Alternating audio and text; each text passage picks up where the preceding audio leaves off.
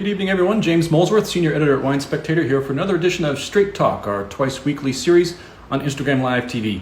We are committed to keeping you, our followers and listeners, tuned in to what's going on in the wine and restaurant communities. And to that end, we've been chatting with the movers and shakers here on Tuesdays and Thursday nights at 7 p.m. to keep you updated on what's going on with these dynamic and important industries. We're talking about the fallout from the pandemic, of course, but we're also talking just wine, and I thank you for joining us tonight. We're going to be joined by Alecia Moore. She's the owner of Two Wolves Wines. You may know her as Pink, but we'll be bringing her on in a second. Also wanted to run down the top news stories from our campaign in Bordeaux that is really rolling along now. Mouton released this week, Aubryon released today, along with Lafite. That's three of the four first gross that released their wines en primeur. Hey, Alecia, how are you? Hi.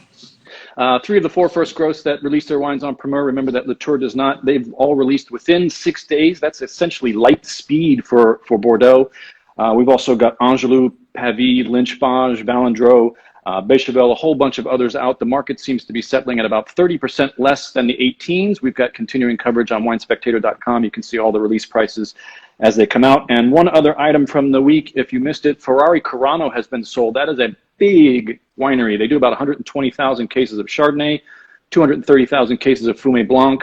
They were sold to Bill Foley, who's got a pretty auspicious and impressive portfolio of wineries from California, Oregon, Washington, New Zealand. He has about 3,200 acres of vines. He just added 1,200 more from Ferrari Carano. Purchase price, they say around 250 million, not publicly disclosed, but that's what the insiders say. Alecia, you have some work to do on your 25 acres if you want to flip that brand. But anyway, I want to get to tonight's guest tonight. She is wearing her Two Wolves hat, Alecia Moore, perhaps better known to you all as Pink. She debuted a solo music career in 2000, 8 albums and 90 million record sales later. She's a 3-time Grammy Award winner. Her most recent album was released in April of last year, Hurts to Be Human, debuted in the US at the top of the Billboard 200. That was the 3rd straight time she's done that with an album. It's an album that delves into themes of love, family, life, self-worth, all the things that she lives, which must be why she has so many adoring fans. More importantly, though, she's a wife and a mother. And for us at Wine Spectator, she's got the wine bug big time. She has a little property in Santa Barbara that we're going to talk about tonight. It's not a vanity project. She's got her sleeves rolled up. She's running the forklift. She is the co-winemaker in title and in practice, and we are very happy to have her here tonight. Thank you, Alecia Moore, for joining us on Straight Talk. How are you? Thanks for having me. Happy to have you. I'm new at these IG Live things. You're coming through loud and fine. There's just a slight delay, which we can deal with. Okay. Yeah, everything's good here, peaceful. We just got done a day of blending, and I was brushing the wine off my... I know how that goes. Yeah. So tell us about this property in Santa Barbara, if you want to get started on that right away. You were looking for a while for a wine property, and you sort of found this one by happenstance. Yeah, I'm a big believer in the universe and manifestation, and that you can make your dreams come true. And I've had 2, maybe 3 dreams in my life. One was to make music, the other one was to have my babies, and the third was wine. So my husband and I were in escrow in Healdsburg about 15 years ago. We fell out of escrow, and again, everything happens for a reason. It was perfectly meant to be. And then I was on tour in Australia in, I think, 2012, and I found this property online, and I fell in love just through pictures. And Carrie flew back from Australia and checked out the property, and we kind of just, you jump and the net will appear, and it did. And it turns out that it's an organic property. It's 25 acres planted in Santa Barbara County, and it's a magical place. And I've been incredibly surprised every year by, we've put a lot of love into this vineyard and a lot of time and a lot of money. And I'm out there myself. The farming part of it was probably the most surprising. I love pruning. I love spending time in nature.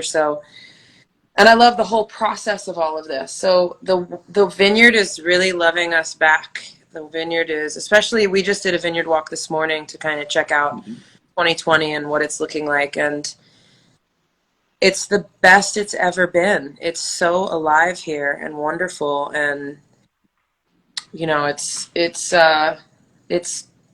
I feel very, very lucky to be able to be at a place like this. What's planted on the site? It's got quite a melange of grapes. You're focusing on Cab Franc, but there's a bunch of other stuff there too. Yeah, we're kind of all over the place. We have well, it's 25 acres planted, but we do not make that much, and we never will. I never want this to be sort of this huge, of sort of what you were just talking about, 3,000. I mean, hi babe, we're at maybe 1,800 cases, and that's a lot of work Okay. for. But we Sure. have we have Cab Franc, Petit Verdot, Grenache, which we do a rosé.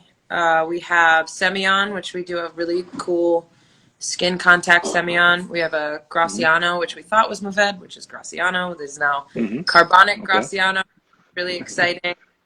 Um, we have a little bit of Merlot, um, own rooted Cab Franc. We have Syrah Hmm. field blend with a bit of Malvasia Bianca in there.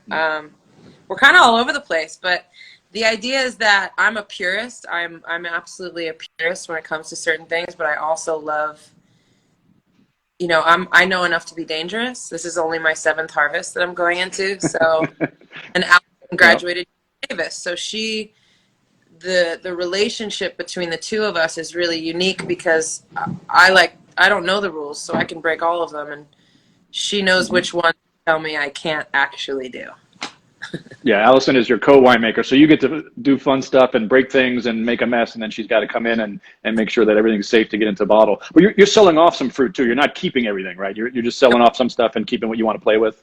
Yeah, we sell fruit to winemakers that I love and to people that are sort of aligned with our philosophy and some pretty great people. And I also I would like to always sell fruit, A, because if I'm ever going to convince my kids to take this over, I can't get much bigger. And Hmm. B, I love walking the same soil, the same grape with a person that has a completely different spice rack in their winery and tasting the wines together and talking about how and why and what and why and you learn a lot from other people. Do you see this as a multi-generational family endeavor? I mean, that's a very European tradition that hasn't quite gotten there in America yet. Sometimes there's two, maybe three generations here that have passed down. Is that the way you're looking at it? I do look at it that way. Yeah. I never wanted to pass my daughter or son a microphone or a tutu, and I would like not to pass the motorcycle. Yeah, Um, right. but I do. I think what I've heard from a lot of people is that growing up here is great when you're a kid, and then it sucks when you're a teenager, and then you go away out into the world and you realize that actually it's better back there. And Yeah. away for a year or two, and then they'll come flocking back to their mother. Right. They'll never again. Let them spread their wings a little bit, and then they'll come back. Now, during this pandemic, I assume you were on tour and you came back. Santa Barbara's home, so you've been there for 12, 13 weeks in a row. Is that the first time you've been there that long in a stretch? No, well, this is the first time I've been able to say, yeah, I'm totally available. Call me Right. on Zoom. I'd say there was when we first came here, I took off for about well, took off. I didn't tour for about 4 years when I was pregnant with my daughter, and I was making wine in the garage. So I was here, but I was here. It's like saying like a 1 year old was here. That's how I felt when it comes to living on a Okay. vineyard. Learning pruning for the first time. I was learning leafing, um, shoot thinning, all these things for the first time. So for the first 2 years, it was just like I was crawling around on my hands and knees, sucking my thumb.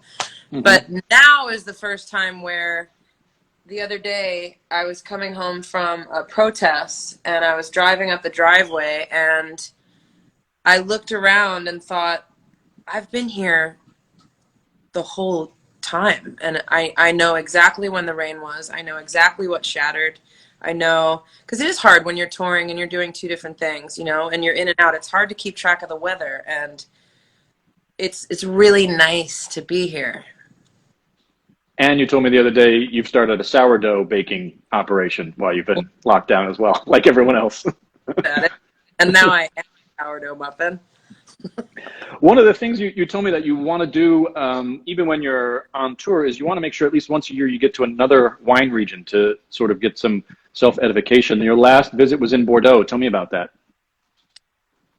Well, I happen to have really cool friends that get me into really cool places. I have a really good friend named Renaud, who I actually did an Instagram live with a couple of weeks ago. He's a negociant for a lot of the top houses in Bordeaux, and he brought my wines over and created a dinner for us and the Cheval Blanc crew. And Okay.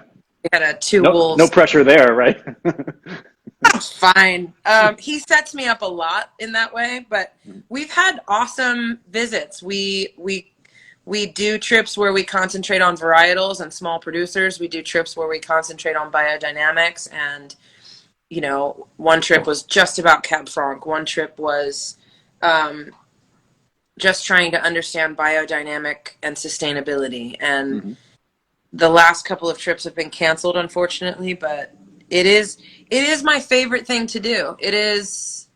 That's kind of how I fell in love with all of this. It wasn't necessarily, of course, I love drinking wine. I love great wine and I love a good story. But what I really love is passionate people that love what they do. And when you meet a fourth generation winemaker in France, it's like listening to a poet speak about life. There's nothing like it. I can't find it in any other place in my life. Unless you get with like Bette Midler and you want to talk about what it was like to be a woman in the 70s and 80s in music. But you watch people's eyes light up and you're so drawn to that. And I've had just some lovely visits. And that's what I love about Santa Barbara County too, is, when we came here, a lot of people could have thought, oh, here comes the circus. The circus is coming to town. Here comes paint. But everyone threw open their doors. Everyone from Star Lane to Grassini to Chad Melville to anyone, Foxen, you name it. Like, you want to come barrel taste? You want to go through clones? Come on. You want to check out some of our soil pits? We just dug some. Come, whatever you need. And I'm like, wow, these people I would cry to my husband. I'm like, why are they being so nice to me? But it's farmers around here, and there's a real communal spirit, and I love that. What's the biggest change you've made at the property? I know organics and biodynamics are something that are serious to you. You want to live your life in a healthy way, but you didn't have to do a lot of work there because the site was already organic. So was there anything that when you got there, like, this has to change right away? Or as you say, did you deal with that learning process where you felt like you were a 1-year-old for a few years and just sort of see how it happened? There have been experiments every year. There have been, the property just needed some love, I asked our vineyard manager when I first got here, one of our first meetings, I said, what do you think the potential of this vineyard is? And how far can we take this? And, it's not even about compost tea or having donkeys. It's about how can we love this place and have it love us back? So we've done small things. There was a hillside that was getting battered by the wind, and it was the wrong clone of Cab Sauv, and we did a farming experiment where we grafted half the block to Sauv Blanc, and the other half we replanted so they would be closer spacing. And we've done things like that. There was one experiment we did here, Block 4, which is one of my favorite Cab Sauv blocks, where it was the wrong year for the experiment. It was 2015. We were in the height of the drought. We had a lot of shatter. We had maybe one cluster to a berry in some places. It was very, very sad. Sampling was very painful. But I was like, well, let's do it. People talk about yields. Do yields matter? So let's do an experiment. We'll take half the block and we'll do 3 tons to an acre, and we'll take the other half of the block. It's a very small block. It's super densely planted. We'll take the other half of the block. We'll do 6 tons per acre. We'll make the wine separately. We'll taste it. We'll decide. Does it matter here? And it was awful. The 3 tons per acre side got, I think, 0.7 tons to an acre, and the 6 ton per acre side, 2 tons per acre. And so we maybe got a barrel and completely screwed ourselves, and won't do that again for a while.